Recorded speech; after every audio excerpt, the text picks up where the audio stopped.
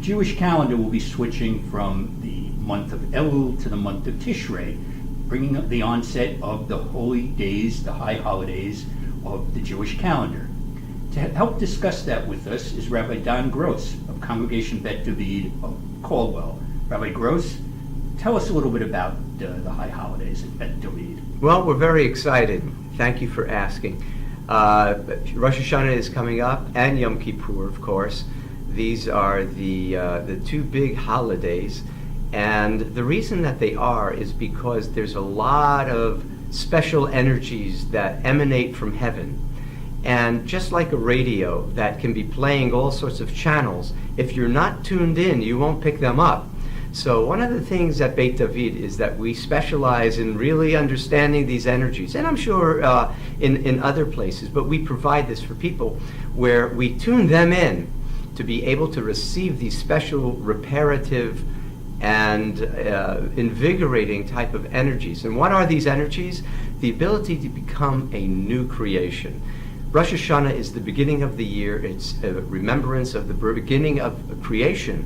And in Judaism, we don't see the calendar as being linear. It's more of an ascending staircase that circles above. So when we say Bayamim Hahem B'Zman Hazeh, in those days at this time, what we mean is that where we were 100 years ago, as we go up the circular staircase, we're standing above. So there's 100 years separating between them, but we're in the exact location. So those energies that were present at the creation of the world are present on Rosh Hashanah.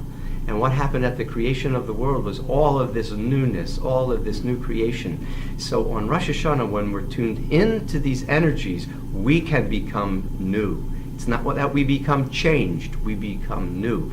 And so at Beit David, that's what we like to focus on, the particular energies of healing, of repentance, and of becoming new. And so we're very, very excited, and we look forward to many people joining us for our immersive service on Rosh Hashanah. Very interesting. And now, because it's a high holiday service, are there any types of different services or types of different melodies or right, things? Right. You know, on Rosh Hashanah and Yom Kippur, I think even the most casual observer knows that everything is different.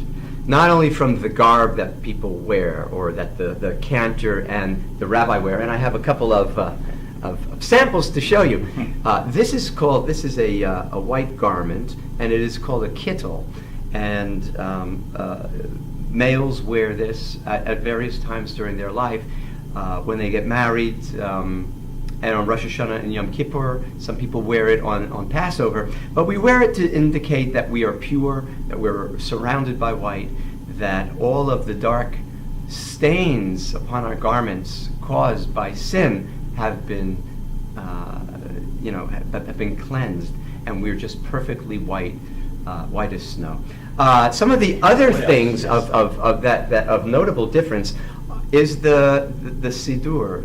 We don't have the regular weekday and yearly Siddur. We have what's called a Machzor. And a Machzor has special prayers. These prayers are said 3 times a year. And then we put the books away back in the box on the shelf. So this is a special cantor's Machzor. I understand. One more question on the please, Machzor. go ahead. Is the Machzor something that contains special prayers? Does it contain special psalms that are not also said during the year? Or? Yes, absolutely. Of course, some of the psalms are psalms, and so some of them are the same. But I would say 80% of the prayers are really, really different. And not only are they different in the text, but they're different in the tonality, in the tunes that we use. So Can you give us an example? Absolutely.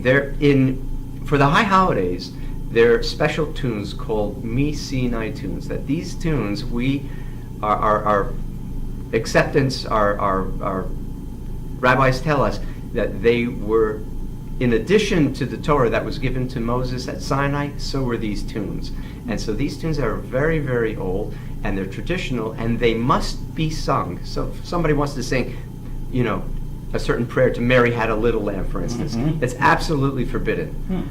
Certain tunes have flexibility, but certain tunes such as da da da da da da dum, da da da da da da dum. When you hear that, it means it clicks you into the high holiday season. Or some of the Kaddiches, Yeheshmei Rabba Mevorach Leolam Omei Omaya. So certain tunes, these tunes cannot be changed. They're mandated, they have to be this way. And because it standardizes, and as you saw, just by hearing that one motif, bang, it transported you into a certain frame of mind. And then when you get there, what's so amazing is that you remember not only last year, but you remember when you were 10 years old, when you were 15 years old, and all of these experiences. You remember all of the experience like a sandwich or a cake that's just layered on top of each other. And that's the beauty of the high holiday season. Now, I see you have another instrument here. Could you explain to us what this is? Yes, this everyone knows, is the shofar. See if it works, you leave it on the shelf a year, it may get old. It still works. That's the good news. We don't have to bring it into the body shop. Okay. So, yes, the shofar is the ram's horn, and the sound of it, you see, words are human, but they have a limit, as all human aspirations and strivings have a limit. Sound is beyond words. And so sometimes when we lack the words to approach God with, we use sound, and sound penetrates deeper, farther, more impactful than our words. Is the shofar something that takes a lot of training to learn? Is it something, what is your background working with the shofar? When I was 5 years old, I was blowing shofar, I remember. Okay. Yeah, it was a very painful shofar, a very difficult one, but my memory is that I was always rather good at it.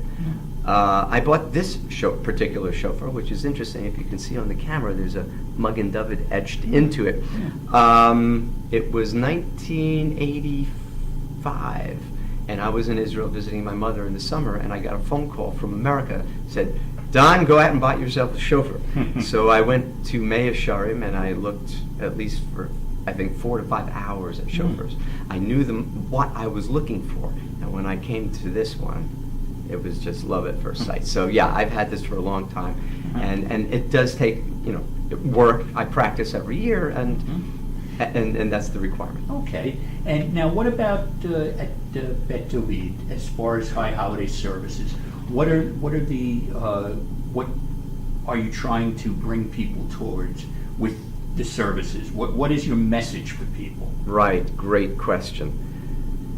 What we're trying to do is ask people to take a chance, step out from their normal routine. We understand that people have traditions, that they go to large synagogues, and their active participation is seldomly experienced. We understand that people feel comfortable, and over the years you do a certain behavior.